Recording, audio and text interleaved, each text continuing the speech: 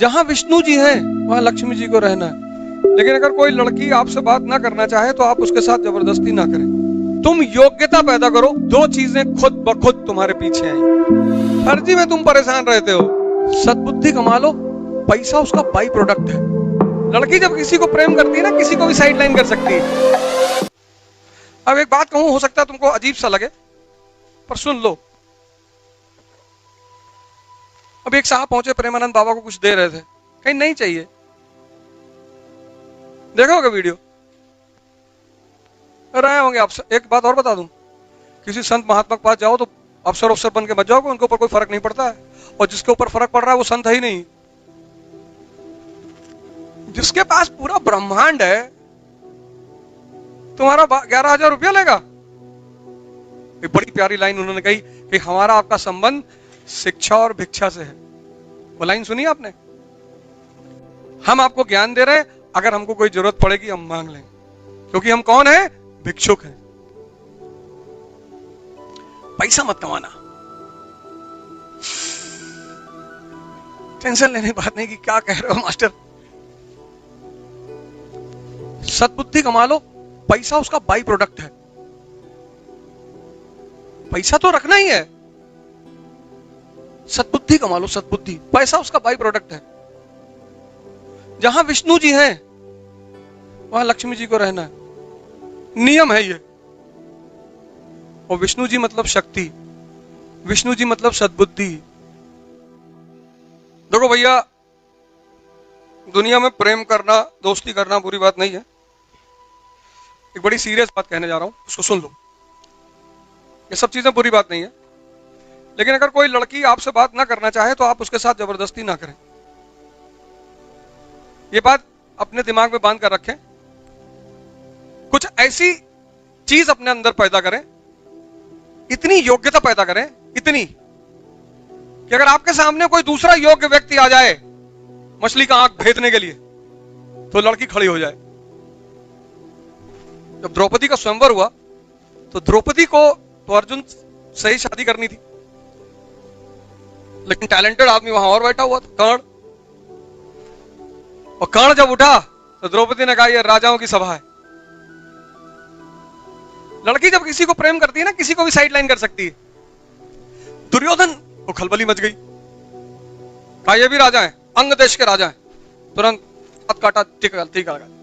अंग, जिस भाई को वो 5 गांव देने को तैयार नहीं है, अपने दोस्त को वो देश दे रहा है, उसकी भी एक महानता है। कर अंग देश के राजा, अंग देश। फिर कर्ण आगे बढ़े, उसने कहा ये क्षत्रियों की सभा है। अब जाति कैसे बदलोगे? और सीता जी को राम जी से शादी करना था, धनुष रखा हुआ था, उनको पता था कोई उठा ना पाएगा। तो मेरा हीमैन आएगा। तुम योग्यता पैदा करो, दो चीजें खुद ब खुद तुम्हारे पीछे आएंगी। एक पैसा, एक भगवान। तुम हमेशा अपना वाला क्यों सोच लेते हो? सामने वाले को पूरा कंप्लीट करने दिया करो।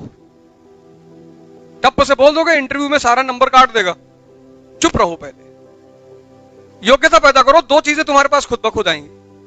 एक पैसा, एक भगवान। और स्त्री माने भगवान।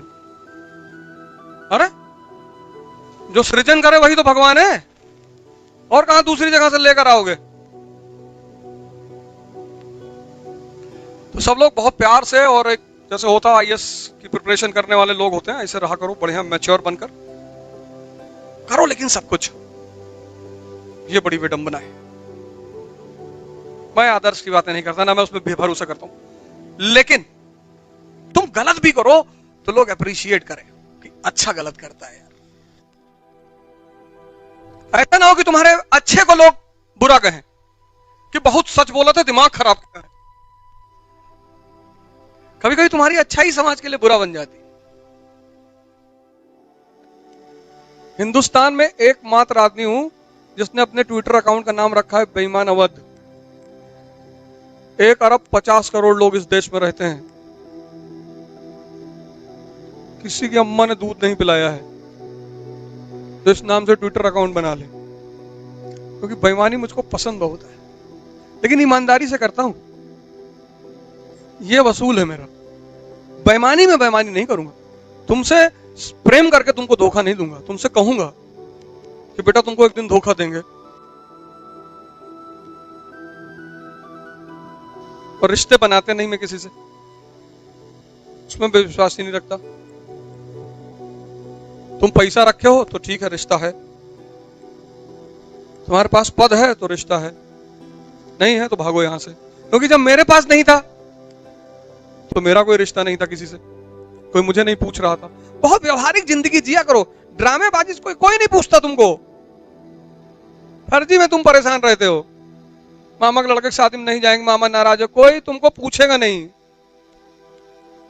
तुम फालतू में परेशान रहते हो कि बड़ी बुआ की बेटी की शादी है, समाज है। कुछ समाज वमाज नहीं है। तुम्हारे घर में कोई बीमार पड़ जाए और कोई तुम्हारे घर में नहीं है कायदे का पद वाला आदमी, तुम्हारे घर कोई तुम्हारे बीमार आदमी को देखने नहीं आएगा। देखने जाए कहीं पैसा ना मांग ले, हैं? तो तुम क्यों फालतू का लोड लेते हो? दुनिया पढ़कर नहीं सीखी जाती, दुनिया देख कर सीखी जाती। नहीं तो कबीर इतने महान थोड़ी बनते हैं। कबीर तो स्कूल ही नहीं गए, लेकिन कबीर के देखने की क्षमता बड़ी जबरदस्त है। अंतर्दृष्टि है कबीर के पास। यहीं से मैंने कहा कि शिक्षा का काम किसका विकसित करना है? अंतर्दृष्टि को। रिक्शा वाला है ना, बहुत सारे लड़के रिक्शा वाले 10th 12th तक पढ़े हैं, अंतर्दृष्टि नहीं है। कबीर के पास है। और जिस शंकराचार्य ने माया को इतना लिख लिख के समझाया, तब पर भी किसी को समझ में नहीं आती। शंकर का दर्शन पढ़ो, तुमको माया समझ में आएगी नहीं क्या होती है। और कबीर एक लाइन में कहते हैं, माया छाया एक सी। माया और छाया दोनों एक सी, बिरला जाने कोई। दिखाई दोनों पड़ती हैं पर होती नहीं है।